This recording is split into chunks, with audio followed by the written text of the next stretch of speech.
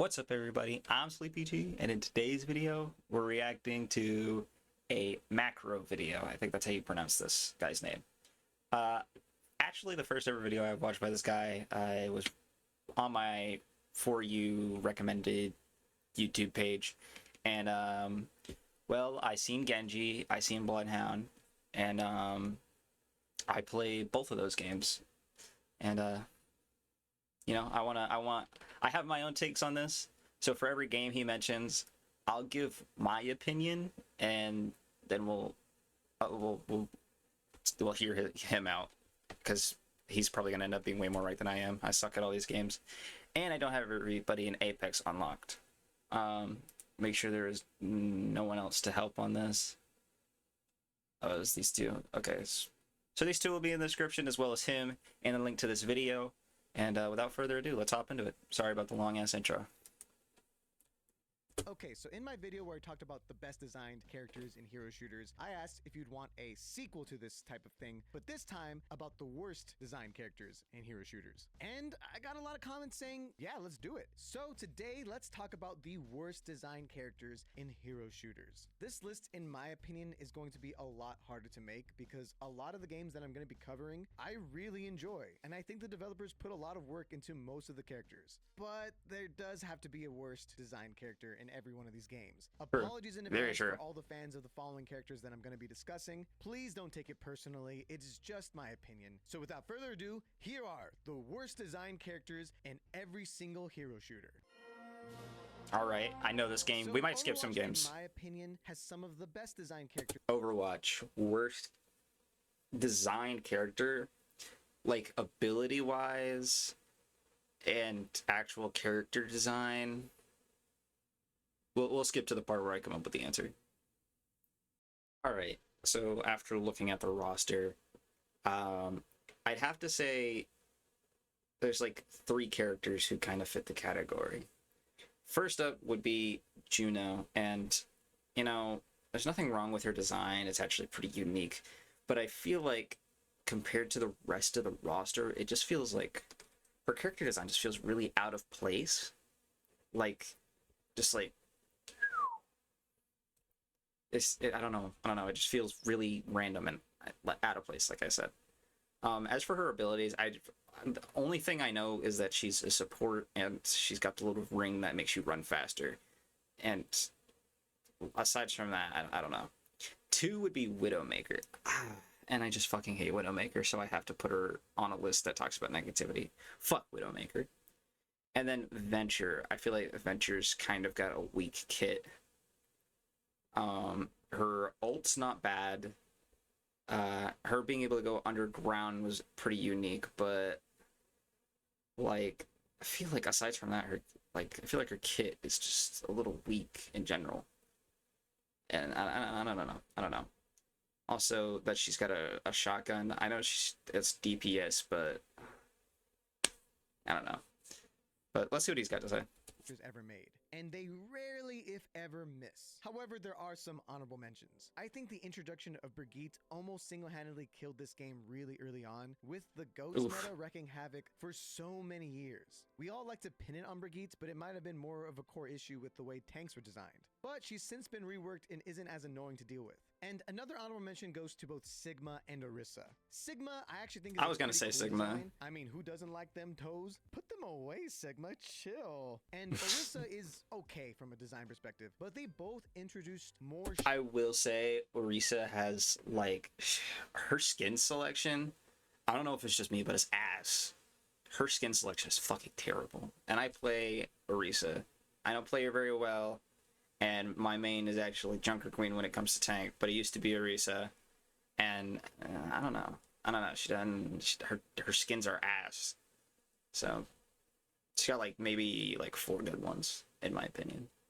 Shielding into a game that already had Reinhardt and Winston. And I think adding more shields to this game is what ultimately killed Overwatch. The double shield meta was so bad, to the point where they finally just gave up and made it 5v5. So you can thank either one of them, but I think Orisa has since been saved with a great rework, and Sigma, he's fine. No, the actual worst design character in Overwatch represents everything wrong with Overwatch 2. And I fucking hate me. Is Kiriko. And I know there's a lot of Kiriko fans, so please let me explain. Overwatch 2 was supposed to be a sequel that expanded upon the lore and gave us a story mode. But instead, it just became a way for Overwatch to switch to the Fortnite model of A DLC. monetization with very expensive overpriced skins. And now we don't even have a story mode. But the Yeah. first hero that we got in the first season of Overwatch 2 was Kiriko. And Kiriko was pretty cool on drop. She just looked really cool. But then you kind of dig deeper. Yeah, her cinematic was great. Like, honestly, probably like a top 3 cinematic. But I feel like, actually, yeah, no, her kit's kind of ass, isn't it? Her ult takes forever to charge, and feels like it also doesn't last that long. Her kunais, they do a lot of, is that what they're called? Her throwing knives? Are those kunais? I can't remember. But her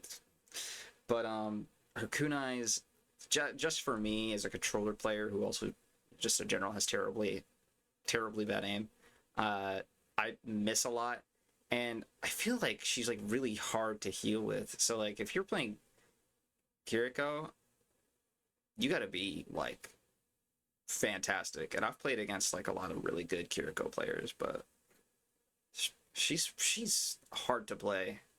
And it's sad because I have like 3 legendary Kiriko skins and I don't ever get to use her.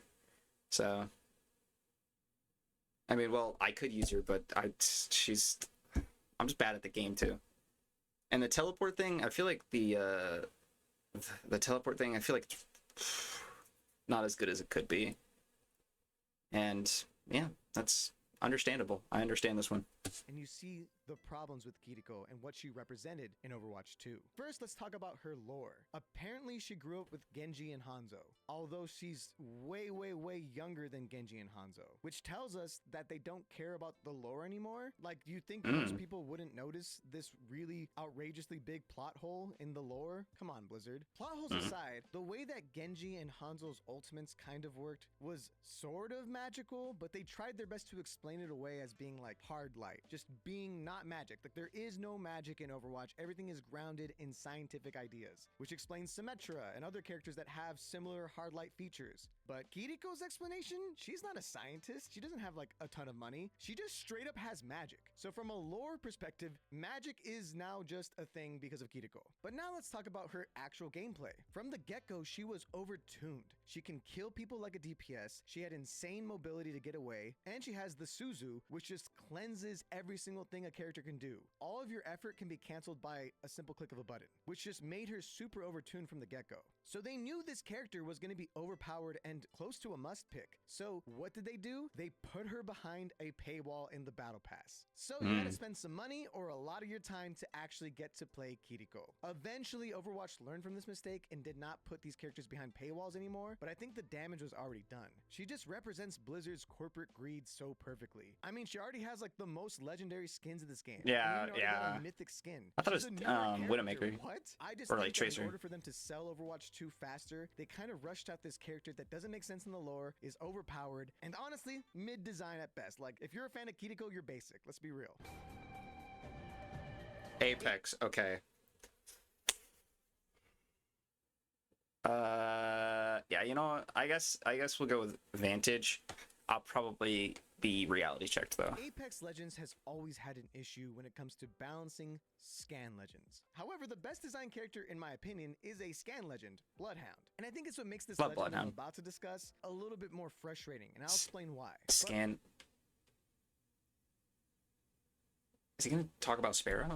First, an honorable mention has to go to Ballistic. His trailers made him seem so badass, but then his actual gameplay just fell super flat. His entire kit just does not feel cohesive at all. But he is not our #1 pick because our... Oh, right, Seer. Right, yeah, his story is so confusing. Him and what? Catalyst? It's confusing, yeah. pick for the worst legend in Apex Legends has got to go to Seer. Let me explain. Seer actually had a really interesting trailer where it seems that the destruction of a moon is tied to his birth. Cool. And he did seem very mysterious on release. But when we finally realized how he was going to play, we realized he was just going to be another scan character. And initially, Seer was pretty underwhelming. On launch, people were like, why would I play Seer when Bloodhound's right there? Seer is essentially Bloodhound from Wish.com. But eventually, people realized Seer's actually kind of broken. And eventually, we were ending up in a Seer meta. And I'm going to tell you right now, it was not fun seeing all these like laser scan things everywhere. You can get scanned through catalyst walls and Bangalore smokes. You'd be reviving your teammate and you're like, oh, thank God, we're going to recover. And then, oh no, and now you can't revive them anymore. So it's just Seer on drop had the first ever real stun mechanic in this game. And it totally sucked. Even after reworking Seer, Seer remained very dominant. And we were stuck with his ultimate just scanning everybody and everyone all the time for like a year straight. And I don't just dislike him because he was so meta dominant. I just think it's a little bit frustrating when a character comes out later that is essentially a character that's already exists, like Bloodhound. Better. Yeah, that and makes now sense. They're in this never-ending cycle Like Echo where Fighters if and Seer gets nerfed Smash. to the ground, then Bloodhound gets better. If Bloodhound gets nerfed to the ground, then Seer gets better. It sucks that we have two very strong scan legends, when in reality, if we just had one, balancing around the one scanner would be a lot easier than having to balance between two. And then let's talk about that his makes a lot of actual, sense, character actually. design. I think his glowing eyes is a nice touch, and although I like Cypher's really cool hat, I kind of never really liked Seer's hat. It was kind of goofy. It didn't really make sense why he would be rocking this huge hat if he's like trying to be a little more stealthy and stuff. Like, I don't know, it's a really goofy looking hat compared to like Cypher's. Imagine me doing the rest of the video like this. Like, it's goofy as hell. Valorant. Okay, I don't play Valorant much at all, so I know absolutely fuck all about the lore. I don't even know a lot of the new characters that came out. So this is going based off of like what I played back in like 2022. Or yeah, 2022. So it feels like he just has like a pretty basic kit. And yeah, I just feel like he had a basic ass kit. I actually think that the majority of the Valorant agents are very well designed. So this was genuinely hard for me to pick. An honorable mention has to go to Fade. I don't play that much Valorant, but when I do, sometimes it's very difficult for me to distinguish between a Fade and Irena. They kind of look a little too similar in my opinion, and I kind of wish they didn't. Give her a hat or something, like, I don't know. The actual worst design legend in Valorant probably have to be Brimstone. According to the lore, Brimstone I was gonna say Brimstone. I was gonna say Brimstone too. I just felt like maybe he had really good story line, whatever, story depth. But like, you got this game filled with like magic people. And then, I mean, I guess Raze also kind of fits this category, but at least she's got something going for her with her being an extravagant, outgoing, high octane fucking, what are they called in this game? Agents? Yeah, she got that going for her, and her fucking... He's just soldier-like, and it just feels really bland, and, like, not really well thought up. It's I feel like it's almost lazy. So many people have done that. But, yeah, Brimstone was, like, top 2, top 3 option. Who's that back there? I don't know who that is. Of Valorant or something like that, and it makes sense. He has like the freaking military leader hat, and he's got the military voice. And in my opinion, he kind of looks like the bad guy from Raft. What's his name? Like Olof or some shit.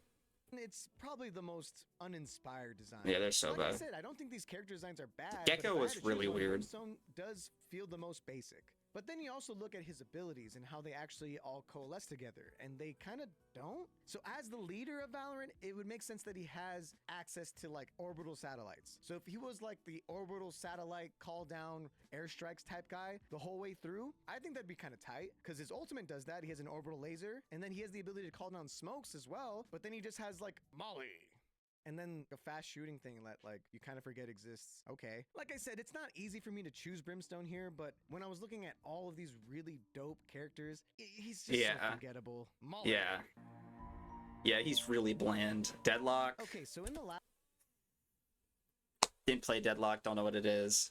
Do I skip this? We'll figure out in editing. In the last video, I said that every character was an honorable mention because they're all so important and so pivotal. Team Fortress said that... Oh, wait. Oh. Oop. Shit. was an honorable. I'm just gonna assume this is because I've played Team Fortress once in my life. I don't even remember who I played. I think it might be between Demo Man and Pyro. I'm gonna go with one of those two. I have no clue. If there's more characters, fuck me then, I don't know. Mention because they're all so important and so pivotal. Team Fortress 2 was the original class-based shooter, so every single hero shooter then on was inspired by every single character in this game. But I have to choose one, and if I have to choose one, it'd probably be the sniper. Let's be honest, compared to all the other characters who have been so iconic and have led to the creation of other iconic characters, the sniper is just a sniper. Like, he doesn't do anything that unique. He didn't bring much to the table that is that special that other games haven't done before or since. Look, I like the guy. I think he's good. I had to choose one. Please don't kill me, Team Fortress 2 fans, please. I had to choose one. It just made the most sense. Please don't kill me. Please don't kill me. Fragpunk. Okay. I don't remember any of the fucking characters from this game. And I think even when you do start playing the game, you only have like 6 characters unlocked. I think I played like this game maybe like 3 hours. Maybe.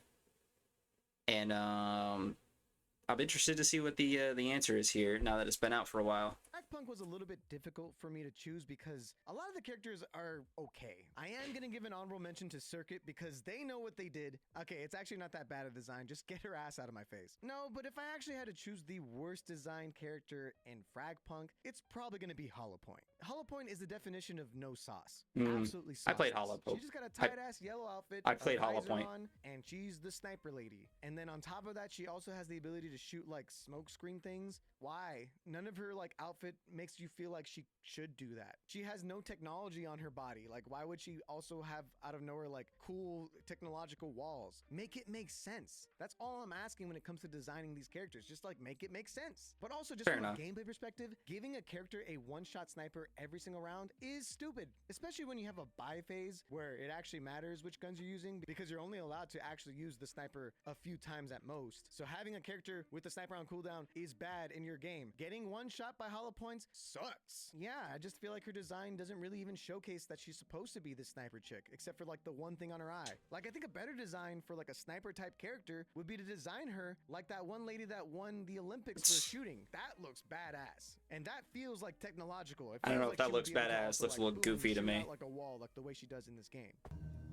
As I mentioned in the last video, I've heard of this game. I've never played. And I'm sorry if I'm always... Wow, this guy's deep in his bag. Rogue Company? Juke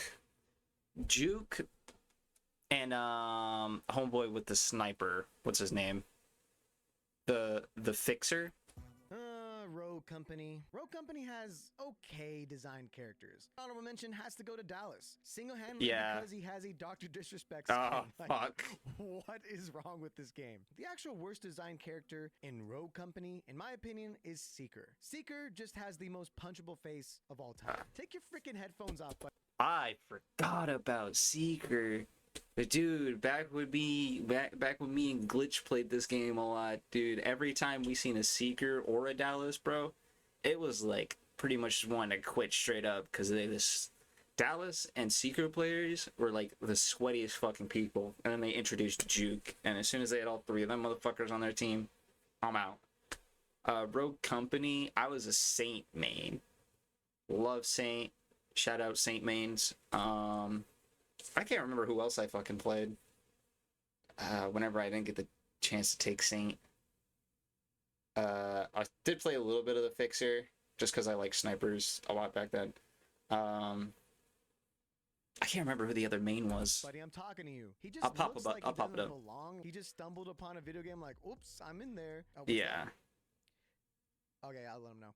Yeah, 2005 called, and they want their haircut back. We have so many better bow characters like Hanzo and Sova, even Great Talent, because they do something a little bit spicy and unique. This guy just copied I kind of want to play this game again. And didn't even change their answers. It's plagiarism. But yeah, I really don't like Seeker. And he doesn't get any cool points for getting a Rambo skin. Man, Rogue Company did not know how to make good skins. Like Siege. Vigil. Vigil, boring. Alibi's alright. Siege did really good with their story up until recently, I feel. Yeah, maybe just Vigil. Maybe there's someone new. Scopos.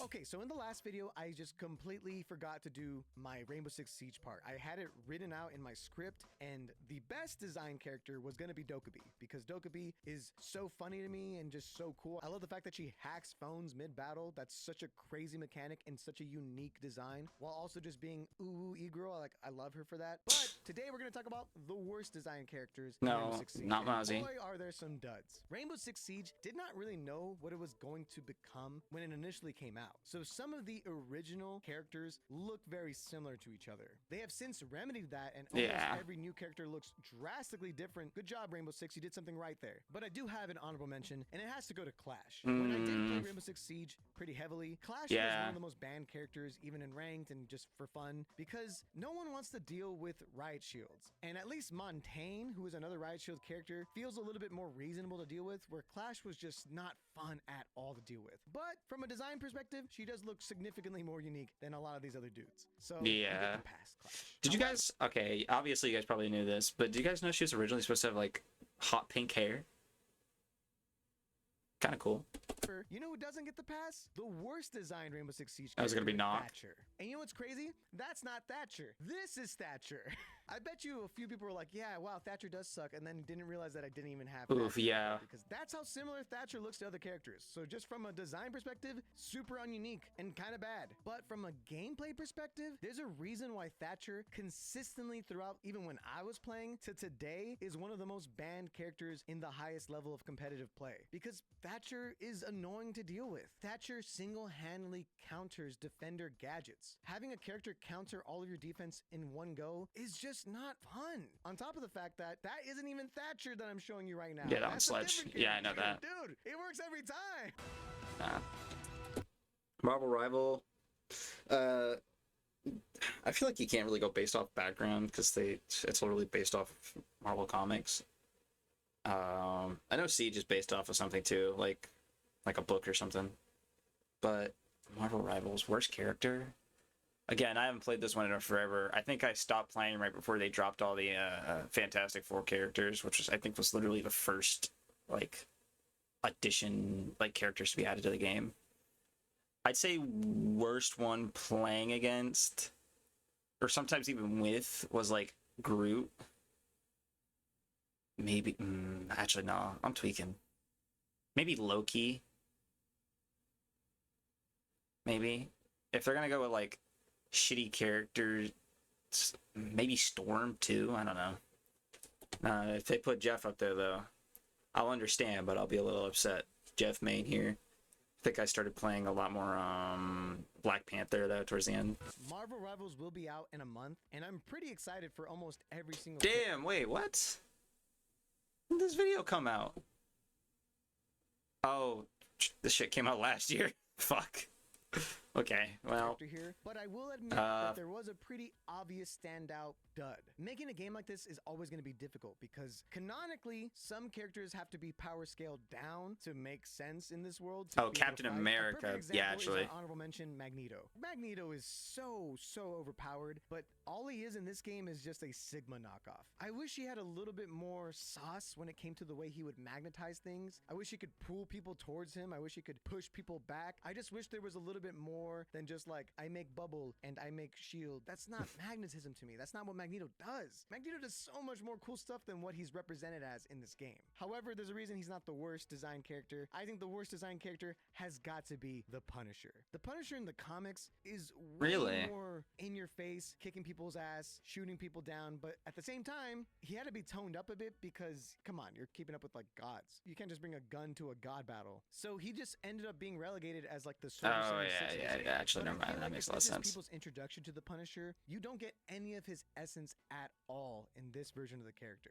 Especially with his main ability where he becomes like a turret like Bastion. That's not the Punisher. What are we in Marvel Rivals. I understand that they needed a Yeah, character I like guess this this in makes game, sense. but using the Punisher specifically is just so underwhelming in my opinion. This guy could have easily just been War Machine for all I cared. Concord. I have this one And on last my but not least, we have list of Concord. games to Concord play. had a lot just from a picture. From a picture, you What should be is able to this fit? What is this fit? This shit is ridiculous, bro. What the fuck? He's got a one piece, a trench coat that's puffy, weird ass shoulder blade protectors, fucking cleaning made gloves that are fucking Nerf football orange and blue. What the fuck is this? What is this? This is making me want to play this game less. I just want these games to thrive. All right. Well, interesting. Yeah, honestly, for the games that I know personally, I agree wholeheartedly with every single one of those. 100% I agree. I still think Widowmaker, yes, Widowmaker. I think Widowmaker should have been an honorable mention, but I guess her kit kind of makes sense. I don't know. She's got a weak ultimate, and I don't know. Her grapple's kind of, but her sniper doubling as an AR is all right. But yeah, aside from that, I hope you guys enjoyed this video. Again, all the links to everything that'll need to be linked below will be linked below. And yeah, I'm back.